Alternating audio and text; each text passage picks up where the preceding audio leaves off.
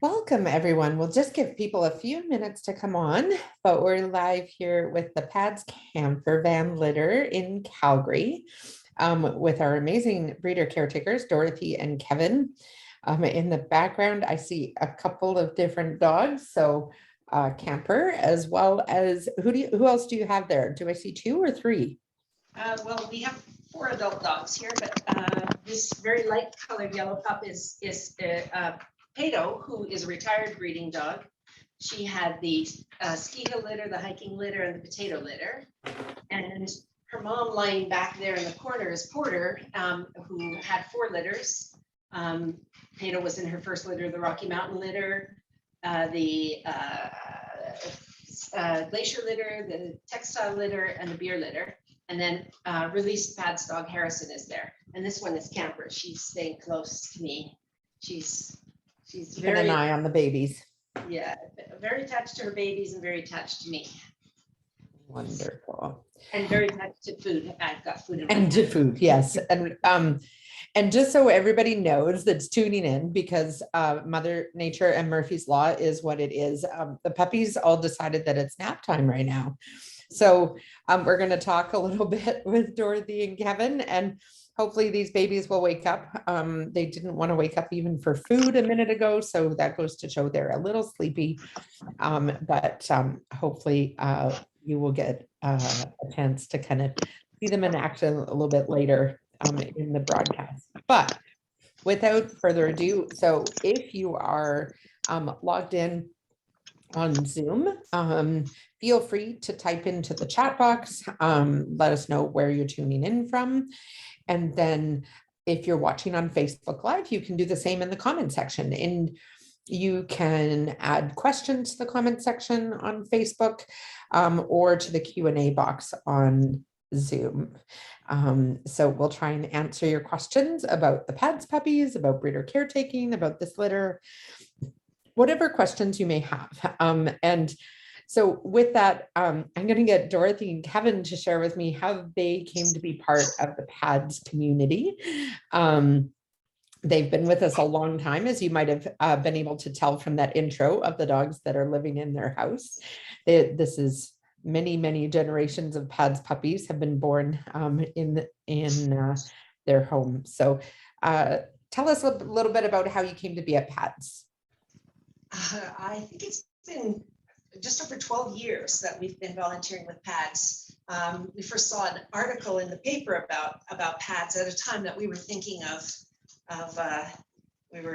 we had become empty nesters, and we decided that fostering dogs was a good idea. And our two cats at the time reluctantly allowed us to start taking dogs in the house. Now at this moment, we have 10 dogs in the house and 1 cat. They took over. So we started as raisers, and then about, I don't know, the 4th or 5th dog along was Porter, who had been donated to PADS from Queensland guide dogs in Australia, and she became a breeding dog. So we said, oh, what is this we hear about being breeder caretakers? We knew nothing about it, but we thought she would be lovely to keep here, and so that we were given permission to be her breeder caretakers. And so and then when Pato became a breeding dog, there was a vacancy for a breeder caretaker for Pato, so we agreed to take her. We ended up having 2 litters of pups that overlapped. Both Porter and Pato had puppies at the same time, or within a couple of weeks of each other. So we would have a setup like this in this room, and then another setup similar to this in our living room. So we had, how many dogs did we have at one time? Oh, it was a very full house. Oh my goodness. Well, so tell us a little bit about this lovely litter that you have now. So Camper has been in our program for a couple of years. This is her first litter, correct? That's right. Yes, so she's 3 years old, and this is her first litter. I think, as far as I know, well, she was raised here in Calgary, sponsored by a camp. What is it called? The Fit Body Boot Camp. So hence her name is Camper. And then we had retired from being breeder caretakers, but we agreed to take her.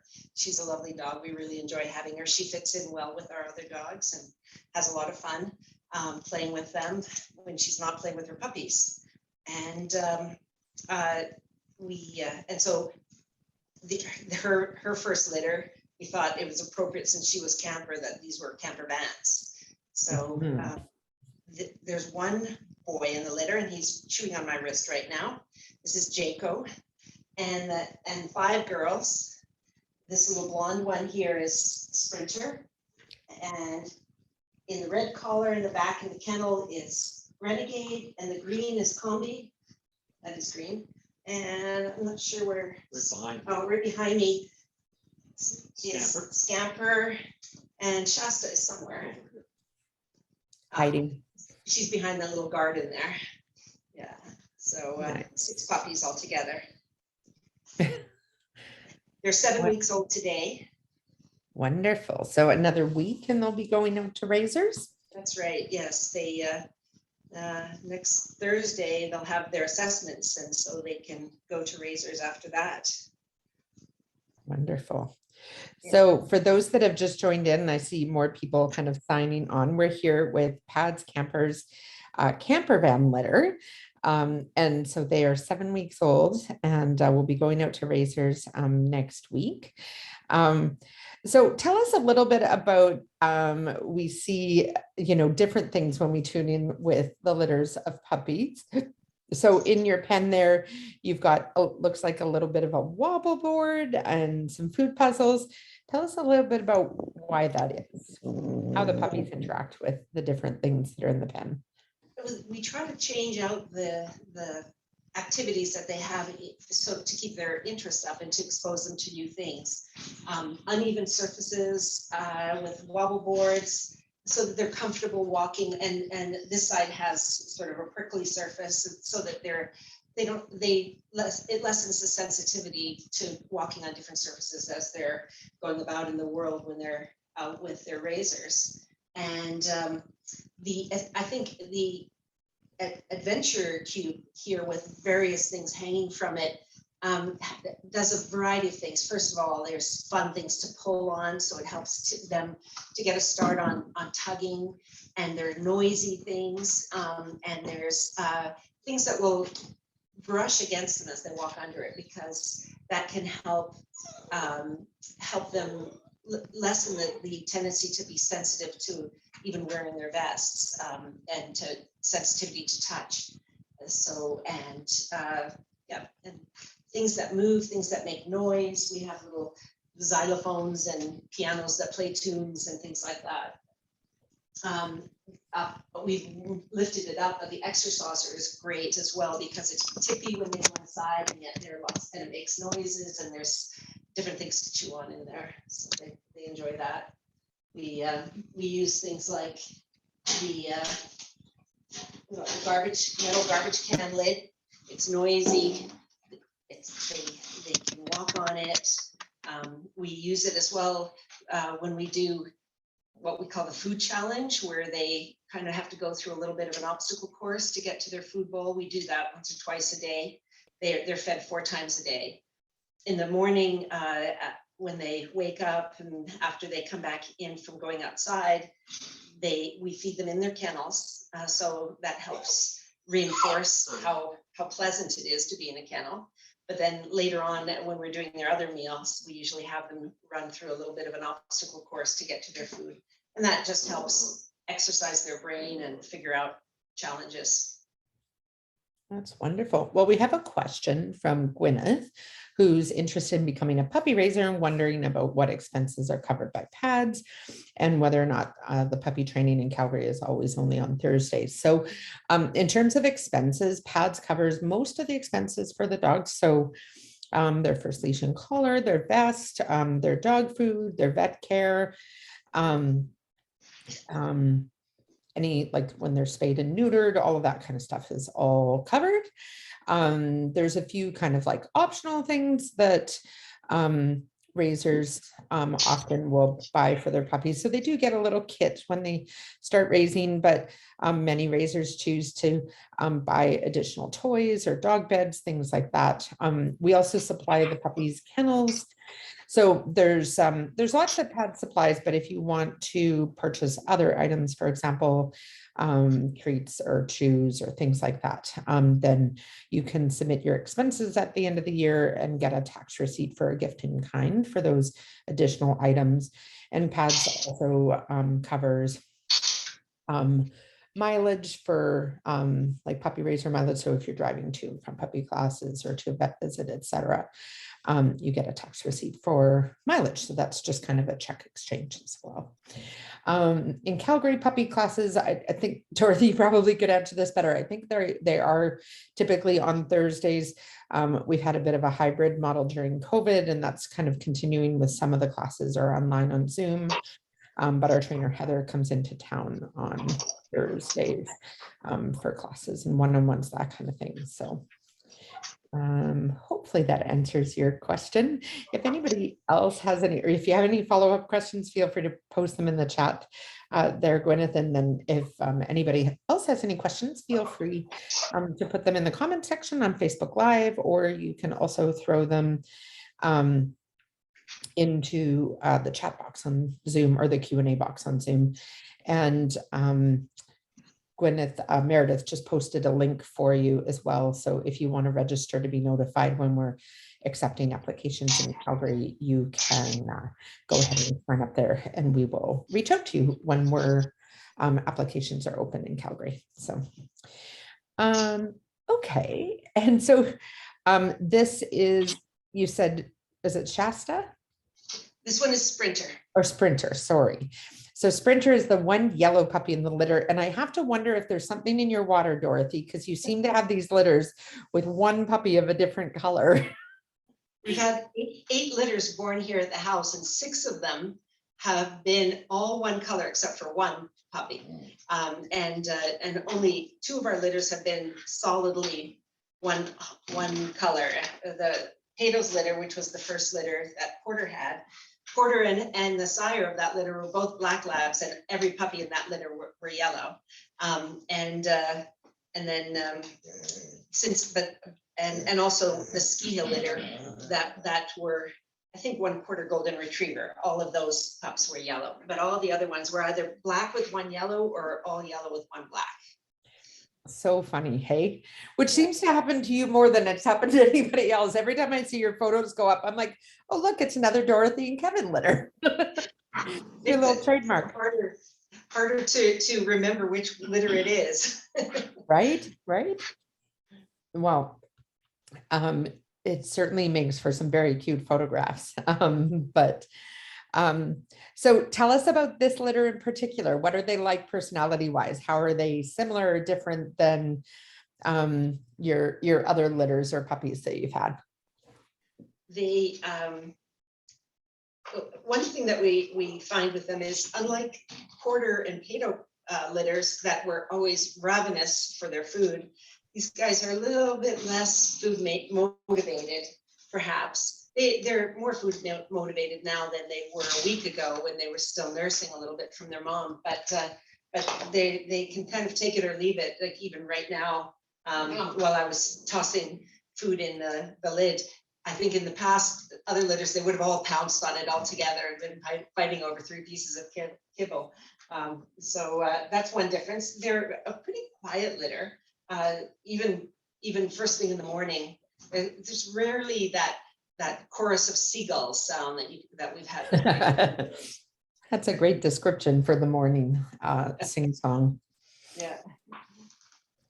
But other than that, they seem to be all on track for similar skill levels at certain ages. This week, the challenge that I've been facing for myself is they've been sleeping in their kennels and they happily go in the kennel, but when I've closed the door and locked them in at night, they don't like that sometimes. So the last 2 nights I've been trying to make sure that they each sleep in individual kennels with the door closed, see if they can go through the night without without having to get up. And last night was pretty good. I only had to get up once with them at about 3:30 in the morning. So that's that. I think that's a real bonus when they go out to raisers is if they will sleep in their kennel all night long. Well, I think, it's interesting. I remember, kindergarten puppy classes, raisers showing up and talking about how smart their puppies were because they had learned to sleep through the night in the first couple of days, and they had learned how to sit in like one session.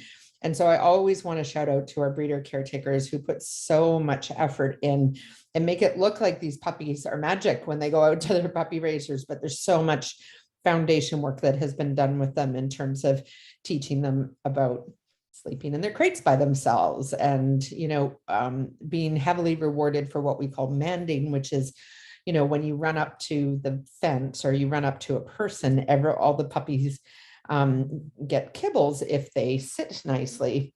And so, and when they sit nicely, they get kibbles. And so then they very quickly learn that sitting is the desired behavior instead of leaping and flinging and barking and jumping on people, which of course for an assistance dog is a behavior we don't want to encourage. So thank you so much for all that hard work that you put into these guys.